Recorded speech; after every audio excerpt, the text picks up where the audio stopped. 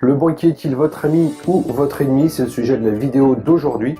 Donc cette vidéo fait partie d'une série que je vais vous faire depuis l'île d'Oléron. Voilà, je suis en vacances ici pour quelques jours. Vous voyez derrière moi les cabanes de pêcheurs. Donc je vais vous faire découvrir dans une série de vidéos l'île d'Oléron en hiver. Donc c'est un endroit où généralement on vient plutôt en été en vacances. Mais la mer en hiver, c'est quelque chose qui peut être sympa. Donc si vous aimez ce genre de vidéo, je vous invite tout de suite à cliquer sur le bouton s'abonner, ça vous permettra de recevoir d'autres vidéos, les autres vidéos de la série où je vous donnerai des infos, des astuces, des conseils pour vos investissements immobiliers.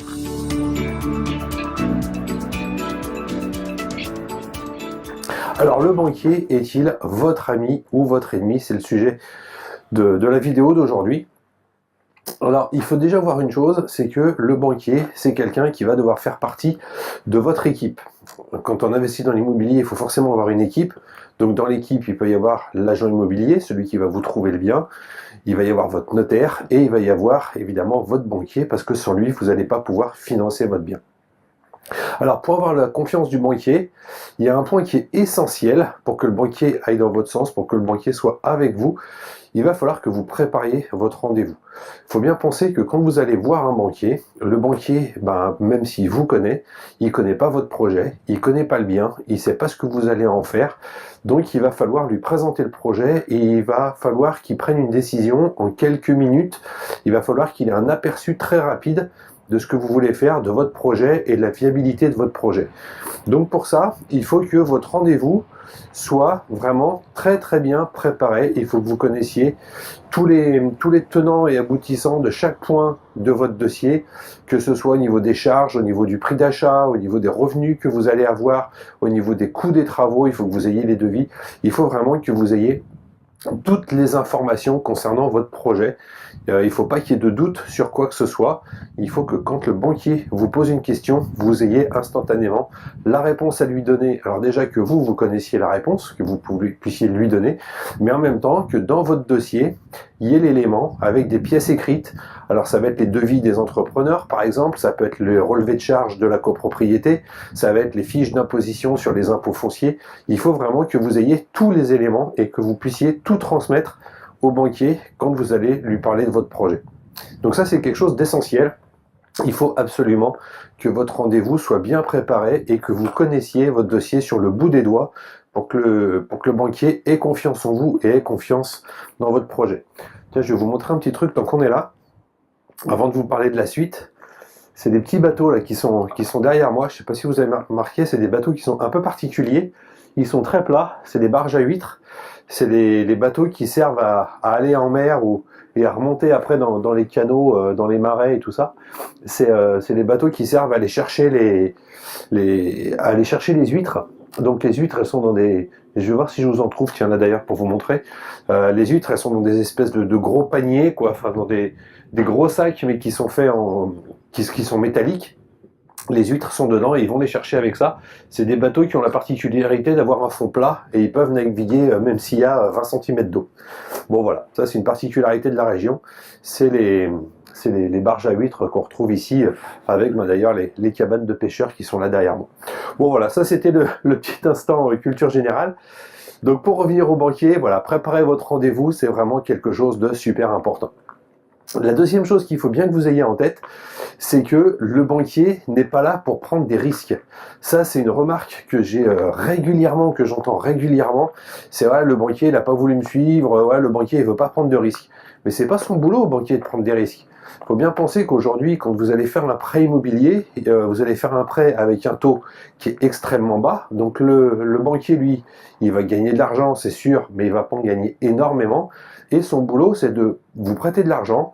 C'est lui de créer de l'argent avec les intérêts qu'il va y avoir sur cet argent qu'il vous a prêté, mais son boulot, c'est pas de prendre des risques. Donc lui, il n'est pas là pour prendre des risques, pour dire tiens, d'ailleurs, s'il prend des risques, c'est que votre projet est risqué, et c'est pas normal que vous ayez un projet risqué. Donc, le banquier n'aurait pas à prendre de risques, et quoi qu'il en soit, c'est pas son boulot à lui de prendre des risques. Il y a une personne qui doit prendre des risques sur un projet, c'est vous, parce que c'est votre projet, mais le banquier, lui, il va vous suivre, mais son boulot, c'est pas de prendre des risques, donc il faut bien avoir ça en tête.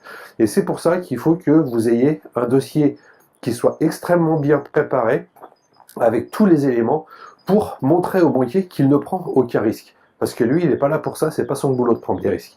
Donc ça, c'est vraiment quelque chose d'important. C'est vrai que très souvent, on entend cette remarque, c'est le banquier veut pas suivre, le banquier ne veut pas prendre de risques. Mais c'est pas son boulot, il n'est pas là pour prendre des risques à votre place. Voilà. Est-ce que vous prêteriez de l'argent? Est-ce que vous prendriez un risque pour prêter de l'argent à quelqu'un pour un projet qui n'est pas le vôtre et sur lequel vous n'allez pas gagner grand-chose? Bah, je pense pas. Et ben le banquier, c'est exactement pareil. Et un autre point important quand vous allez aller voir votre banquier pour lui parler de votre projet, c'est qu'avec votre banquier, vous allez chercher un partenaire. Comme je vous ai dit, le banquier, c'est quelqu'un qui fait partie de votre équipe. Et si le banquier fait partie de votre équipe, c'est que c'est un partenaire, vous allez lui demander quelque chose, mais lui, il va s'attendre aussi à avoir quelque chose en contrepartie. Donc il faut bien préparer ça aussi dans votre dossier, c'est de dire au banquier, tiens, je vais vous montrer ici, vous voyez l'intérieur d'une barre, j'en ai une qui est juste là. Je ne sais pas si vous voyez ici, voilà, c'est vraiment tout plat, c'est un plateau. C'est assez marrant de se balader là-dessus. J'ai eu l'occasion d'y aller en mer, surtout quand il y a des vagues. C'est assez sport, quoi. On a surtout peur de tomber à l'eau parce que il n'y a rien du tout sur les côtés, il n'y a rien pour se tenir, il n'y a pas de barrière, il n'y a rien du tout, quoi. Voilà, donc votre banquier, la chose qui est très importante, c'est que ça va être votre partenaire. Et en tant que partenaire, il faut que vous ayez des contreparties à lui verser. Donc les contreparties, ça peut être de prendre des assurances chez lui, de domicilier vos revenus, de placer votre épargne. Voilà, il faut que vous prépariez des contreparties à donner à votre banquier. Il ne faut pas juste aller le voir en lui disant voilà, j'ai besoin d'argent, prêtez-moi de l'argent et puis voilà, c'est tout, vous n'avez rien d'autre. Moi je vous demande de l'argent, je vous demande des super conditions, je vous demande plein de trucs, mais en échange je vous donne rien. C'est quelque chose qui ne va pas marcher, il faut vraiment que ce soit donnant-donnant. Vous demandez quelque chose à votre banquier, et il va falloir vous aussi que vous lui montriez qu'il a un intérêt à travailler avec vous, parce que c'est pas forcément sur les taux d'intérêt justement qu'il va gagner beaucoup d'argent. C'est plus sur l'épargne que vous allez placer, sur le fait de domicilier vos comptes bancaires et vos revenus qui vont être dans cette banque-là. Donc vous allez travailler après avec vos chéquiers, vos cartes bleues, etc. Voilà, c'est un compte derrière qui va vivre. Il faut vraiment que le banquier soit un partenaire. Et pour être partenaire, c'est pas seulement le banquier qui doit vous donner quelque chose, mais soyez prêt aussi à donner quelque chose. Alors là, je vous parle du banquier, je vous parle pas du courtier. Le courtier, c'est autre chose. Je ferai une vidéo spécifique à propos de ça, savoir l'intérêt qu'il y a à passer directement avec un banquier et l'intérêt qu'il y a à passer directement avec un courtier. Cette vidéo, je pense, je vais vous montrer le bâtiment qui est là derrière.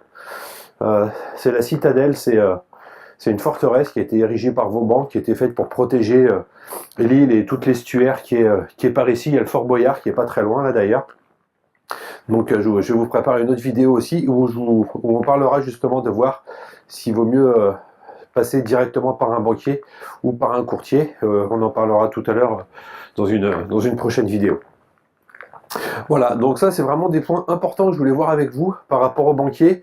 Donc je résume, préparez votre rendez-vous. Il ne faut pas qu'il y ait de place à l'incertitude. Il faut vraiment que vous connaissiez votre projet par cœur pour pouvoir le présenter au banquier et qu'il ait confiance dans votre projet. Le deuxième point, c'est que ne vous attendez pas à ce que le banquier prenne des risques. Il ne prendra aucun risque, il n'est pas là pour ça, c'est pas son boulot. Il n'est pas payé pour ça, donc le banquier ne prendra pas de risque. Il faut vraiment que vous ayez un dossier qui soit en béton et qui montre au banquier qu'il peut avoir confiance en vous et confiance dans votre projet. Et le troisième point important, il faut que le banquier soit votre partenaire, mais un partenariat, c'est dans les deux sens. Vous allez demander des choses à votre banquier, mais préparez dans votre dossier des choses à fournir au banquier en contrepartie pour qu'il vous suive et pour qu'il ait un intérêt à vous avoir comme client. Voilà, ça c'était la vidéo d'aujourd'hui concernant le banquier. Je ne sais pas si vous voyez derrière moi, je pense pas parce que là il est assez tôt le matin, il y a la brume, mais il y a le pont de l'île d'Oléron qui est là, juste derrière. C'est le pont qui relie l'île au continent pour pouvoir y accéder. Et je vais vous emmener comme ça faire tout le tour de l'île. Je vous ferai découvrir différents endroits dans les prochaines vidéos.